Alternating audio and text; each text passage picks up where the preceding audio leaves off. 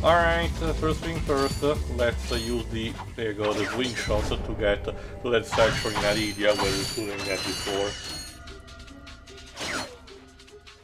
But of course, you know, it's every bolt you can find is well accepted. Yeah, the economy in this, again, the economy doesn't joke in this game. If you want to solve more nifty stuff, you're gonna have to fork bolts for them, and you know, those do cost. Thank you, those. Yeah, Jonah. I'm guessing the reason that bolts are the currency of this world is because so much of the world of Ratchet and Clank really does revolve around what you can or can't build. Also to give it a unique identity, you know, just to have something, you know, it's the same thought process as the weapon design, you know, not make something that obvious, but something that is cute, you know, at the same time. And hey, I guess to be fair, even in real life, it's not like you can just come across bolts now. Although someone did a small animation of that skit on Kadikaru where he says, "Can I pay you in screws?" You know, with Ratchet because it kind of fits.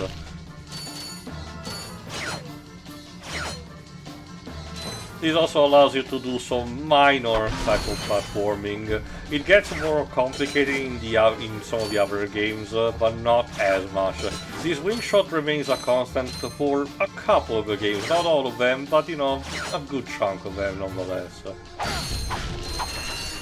And what we get at the end of this is a hacking tool.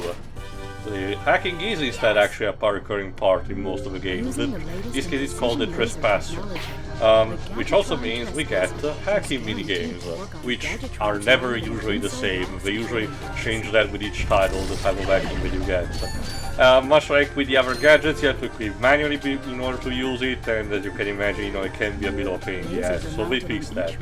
In this case, line up the lights. You have to line up the lights, here you go, the switch light with the actual corresponding, you know, end, you know, which is signed with a yellow and red, you know, barrel.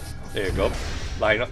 The easier one, you know, are, you know, much more easy to control properly, but as the game progresses, you get, you know, for example, multiple beams that move at the same time, or blocking stuff that blocks that, you know,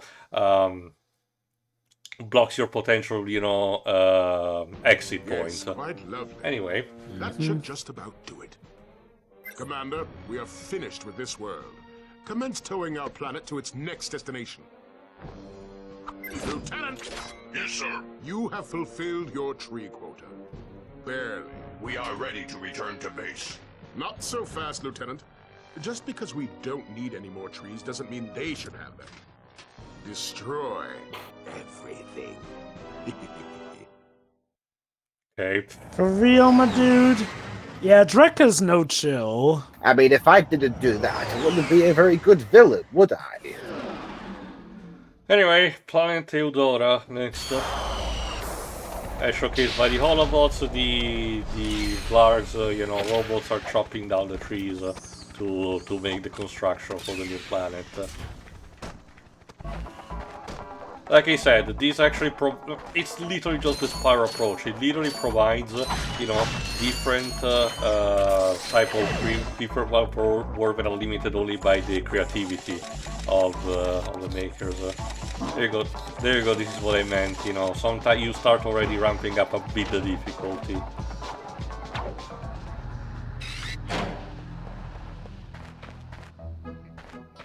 And again, even the music is still trying to be a bit like Spyro. I feel like Stuart Copeland sort of tapped into his inner Matrix nerd with this one. Remember, he's he not the didn't, composer. he didn't do this one. It was David Bergeron. Yeah. Oh right. He wouldn't come back for until. Okay, no, Stuart Copeland was too busy trying to get the soundtrack for Spyro Went to the Dragonfly done on time. Emphasis on trying. Oh, Along God, with that was around this time. along with the two other guys that he had to rope in to at least build a base for the music because like he was swamped with other work. Yeah, that's the thing, Jova. Again, unfortunate timing and bad development cycle gave the unfortunate message that the PS1 mascots, were basically dying out and seen as a thing of the past, but instead the new hip things that the respective development team were making were instead the new hot, people in town. So... Yeah. Again, it wasn't really the intention of anyone, but it's unfortunately how it came across. It didn't help also that some people weren't entirely aware of how things went. Like, okay, thanks to the internet nowadays, it's a lot easier to gain the grasp, but I kid you not, there were a lot of people back then who still thought that the same people who were working on these series were the ones who made their later installments. Because the info wasn't as easy to come by on that stuff, essentially. Like, again, nowadays, it would probably be, well, it's obviously more common knowledge, but back then, yeah, I can imagine that them Oh, look imagining at that. that these are the... It's the henchman. Henchman, let's give it a fight, why not? Alright. Or maybe not. Yeah, I don't get it either. You sure It's not like the game is Scares easily, It's not I like the guess. game is lacking boss fights, so there are, but... Where did the voice acting go for a Is your second there? current occupation leaving a rotten taste in your mouth? Then you need to know about BTS, Blarg Tactical Research Station. Hi, I'm Supreme Executive Chairman Drek, and we here at BTS are seeking motivated individuals to fill positions in these exciting careers. Grind boot tester, Ow. warhead assembly technician, mutant animal husbandry, robot repairman, suck cannon test dummy. Administrative Mutant assistant. animal husbandry has some implications there, Build Doc. our weapons while you What build Well, I mean, Robot. at least, the test subject there don't have to worry about it at least. Now we're talking. But Jova, where See is the all cool fun in gadgets that? they're making? Let's go get some. No. When will we scientists must learn not continue to our search for metaphorically Captain or Sword. literally stick their You're dick into absolutely nature? right. I am. Sure. But Joba, that's half the fun of being a mad Although when we scientist. find him, wouldn't it be nice Well, to be able to tell yeah, which even if you're, even if you, I even if you're a suppose. sane Well, we go to scientist, space station meddling and with talk to the nature, scientists. things Work could for go Drek, wrong. so Like they're we bound to see, go we see in. that in many I am franchises. unsure about your logic. Jurassic Oh, Park, you think too dinosaurs much. take Come on, over. let's go. Planet of the Apes, you can't talk anymore. Also, remember what the English script for Street Fighter 2010 says, Yes. you You can't conquer the galaxy, Jova. If you only use your discoveries for good, you have to become evil! Just a reminder that yes, Ken from Street Fighter did go on to become a scientist because he went screw that martial artist. Again, in the English script, he has a completely different name originally. But Joba, don't you see, like, one of the most important aspects of Street Fighter lore, Ken's greatest invention, Cyboplasm. It probably would still a better tangentially related story to Street Fighter than the Legend of Charlie. Also, that's a good point, Tio, but keep in mind also, even in the later, like, re-releases or pretty much whenever they regard to Street Fighter 2010, they still do go off of, at least for the English side here, the idea that that's Ken. Like, typically with a lot of these cases, usually just for later... the English market, it's a situation kind of like with Poison, They Oh, prefer to just oh. stick with what the localization did for simplicity's sake. Oh, I get that. It's just like, well, typically, a lot of times, eventually, especially in these more modern times, some renditions will just go in line with, their, their original counterparts. Unless it's something where they're dedicated to the localization, like Ace Attorney. So I'm legit surprised they stuck with the whole Ken thing since, like, I mean... Besides, like we this said when we commented it on the game, it was really just for the bio, the shuttle bio that was used during the development of Street Fighter V in order to update having each Street Fighter related character having new different artwork, even if they were not going to be actually used or even referenced in the game. So for all we know, Capcom doesn't even begin to care about that, especially because the game hasn't really been re-released in any capacity.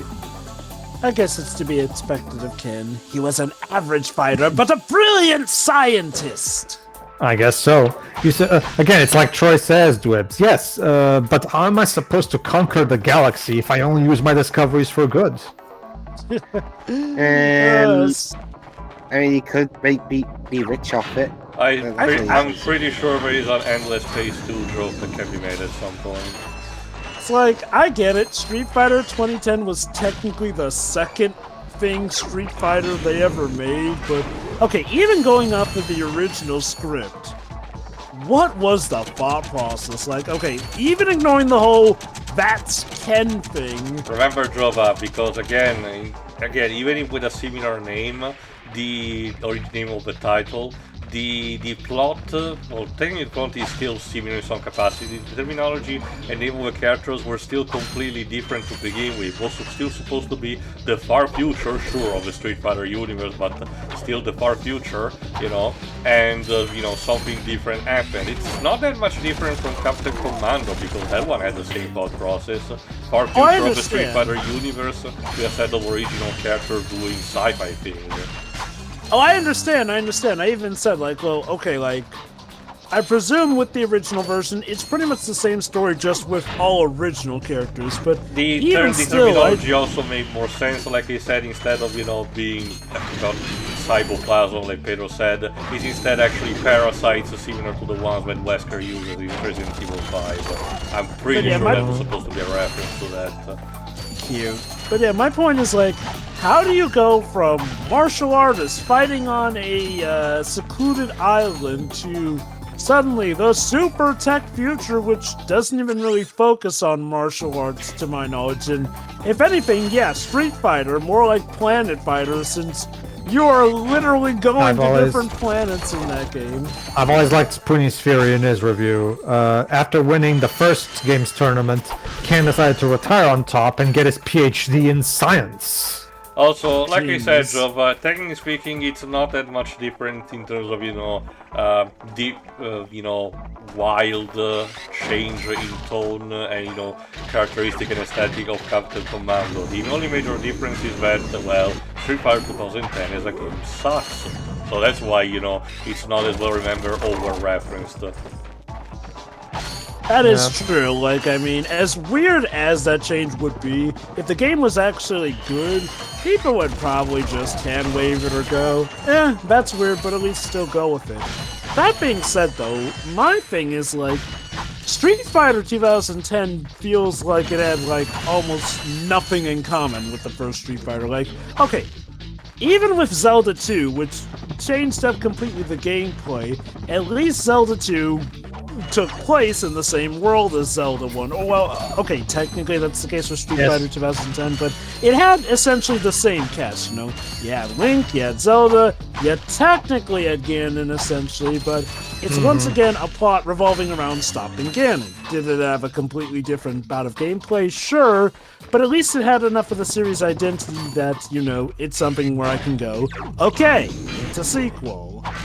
Street Fighter 2010, and again, even going off of the original plot, which, yeah, in that case, uses completely original characters, so arguably may feel even less connected, is really just a part where I have to ask, why?